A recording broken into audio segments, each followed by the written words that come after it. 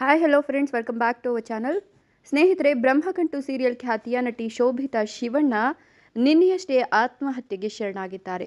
ಈ ನಟಿಯ ದುರಂತ ಅಂತ್ಯ ನಿಜಕ್ಕೂ ಕಿರುತೆರೆ ಲೋಕಕ್ಕೆ ಶಾಕಿಂಗ್ ನ್ಯೂಸ್ ಅಂತಲೇ ಹೇಳಬಹುದು. ನಟಿ ಶೋಭಿತಾ ಅವರ ಆತ್ಮಹತ್ಯೆಗೆ ನಿಖರ ಕಾರಣ ತಿಳಿದು ಬಂದಿಲ್ಲ. ಇನ್ನು ಪೋಸ್ಟ್ಮಾರ್ಟಂ ನಂತರ ಮೃತದೇಹವನ್ನು ಕುಟುಂಬಸ್ಥರಿಗೆ ಹಸ್ತಾಂತರಿಸುವ ಬಗ್ಗೆ ಕೆಲವೊಂದಷ್ಟು ಪ್ರಸ್ತಾಪಗಳು ಕೇಳಿ ಬರ್ತಾ ಇದೆ.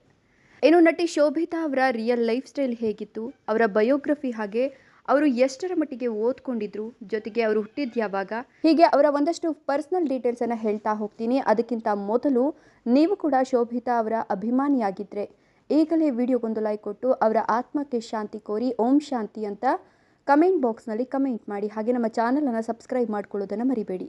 ಹೌದು, ನಿನ್ನೆಯಷ್ಟೇ ಕನ್ನಡ ಕಿರುತೆರೆ ಲೋಕಕ್ಕೆ ಒಂದು ರೀತಿಯ ಶಾಕಿಂಗ್ ಸುದ್ದಿ ಹೊರಬಂದಿತ್ತು.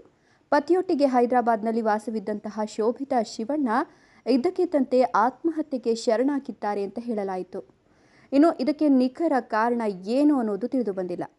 ಮದುವೆಯ ನಂತರ ನಟನೆಯಿಂದ ದೂರವಿದ್ದಂತಹ ಶೋಭಿತಾ ಅವರು ಕೆಲ ದಿನಗಳ ಹಿಂದೆಯಷ್ಟೇ ಆ್ಯಕ್ಟಿಂಗನ್ನು ಮಿಸ್ ಮಾಡ್ಕೊಳ್ತಿದ್ದೀನಿ ಅಂತ ಫ್ರೆಂಡ್ಸ್ ಜೊತೆ ಮೆಸೇಜ್ ಮಾಡ್ತಾ ಬೇಸರ ವ್ಯಕ್ತಪಡಿಸಿದ್ರಂತೆ. ಅಲ್ಲದೆ ಬೆಂಗಳೂರಿಗೆ ಬಂದ ನಂತರ ಮತ್ತೆ ಆ್ಯಕ್ಟಿಂಗ್ ಶುರು ಮಾಡ್ತೀನಿ ಅಂತ ಕೂಡ ಹೇಳಿದ್ರಂತೆ. ಇನ್ನು ಹೈದರಾಬಾದ್ನಲ್ಲಿ ಖಾಸಗಿ ಕಂಪನಿಯಲ್ಲಿ ಸಾಫ್ಟ್ವೇರ್ ಎಂಜಿನಿಯರ್ ಆಗಿದ್ದ ಶೋಭಿತಾ ಪತಿ ಸುಧೀರ್ ಕೆಲಸದ ನಿಮಿತ್ತ ಲ್ಯಾಪ್ಟಾಪ್ನಲ್ಲಿ ಕೆಲಸ ಮಾಡ್ತಾ ಹಾಲ್ನಲ್ಲೇ ನಿದ್ರೆಗೆ ಜಾರಿದ್ರಂತೆ. ಶೋಭಿತಾ ಅವರು ಬೆಡ್ರೂಮ್ನಲ್ಲಿ ಇದ್ದರು. ಇನ್ನು ಬೆಳಗ್ಗೆ 8ರ ಸುಮಾರಿಗೆ ನಿದ್ರೆಯಿಂದ ಶೋಭಿತಾ ಪತಿ ಸುಧೀರ್ ಎಚ್ಚರಗೊಂಡಿದ್ದಾರೆ.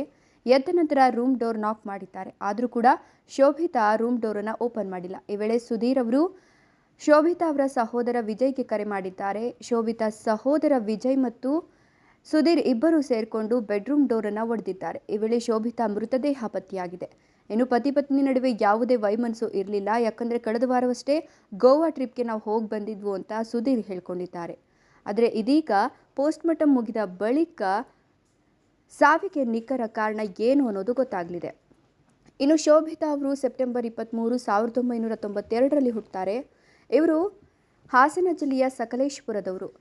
ಇನ್ನು ನ್ಯಾಷನಲ್ ಇನ್ಸ್ಟಿಟ್ಯೂಟ್ ಆಫ್ ಫ್ಯಾಷನ್ ಟೆಕ್ನಾಲಜಿಯಲ್ಲಿ ಇವರು ಫ್ಯಾಷನ್ ಡಿಸೈನಿಂಗ್ ಕೋರ್ಸನ್ನು ಮುಗಿಸ್ಕೊಂಡಿದ್ದಾರೆ. ನಟನೆಯಲ್ಲಿ ಆಸಕ್ತಿ ಹೊಂದಿದ್ದಂತಹ ಇವರು ಸಕಲೇಶಪುರದಿಂದ ಬೆಂಗಳೂರಿಗೆ ಬಂದು ನಟನಾ ವೃತ್ತಿಯನ್ನು ಆರಂಭ ಮಾಡ್ತಾರೆ. ಜೊತೆಗೆ ಇವರು ನಟನೆಯ ಜೊತೆಗೆ ಡ್ಯಾನ್ಸರ್ ಕೂಡ ಆಗಿದ್ದರು. ಒಳ್ಳೆಯ ಡ್ಯಾನ್ಸರ್ ಆಗಿದ್ದಂತಹ ಇವರು ನಟನೆಯಲ್ಲಿ ಇನ್ನಷ್ಟು ಮಿಂಚಬೇಕು ಅಂತ ಅಂದ್ಕೊಂಡು ಸಾಕಷ್ಟು ಧಾರಾವಾಹಿಗಳಲ್ಲೂ ಕೂಡ ನಟಿಸಿದ್ರು. ಅಷ್ಟೇ ಅಲ್ಲದೆ ಒಂದಷ್ಟು ಸಿನಿಮಾಗಳಲ್ಲೂ ಕೂಡ ಇವರು ನಟಿಸಿದರು. ಇದರ ಬಗ್ಗೆ ನಿಮ್ಮ ಅನಿಸಿಕೆ ಅಭಿಪ್ರಾಯಗಳನ್ನು ಕಮೆಂಟ್ ಮಾಡಿ. ವಿಡಿಯೋ ಇಷ್ಟ ಆದರೆ ಲೈಕ್ ಮಾಡಿ, ಶೇರ್ ಮಾಡಿ. ತಪ್ಪದೆ ನಮ್ಮ ಚಾನಲನ್ನು ಸಬ್ಸ್ಕ್ರೈಬ್ ಮಾಡ್ಕೊಳ್ಳಿ. Thank you.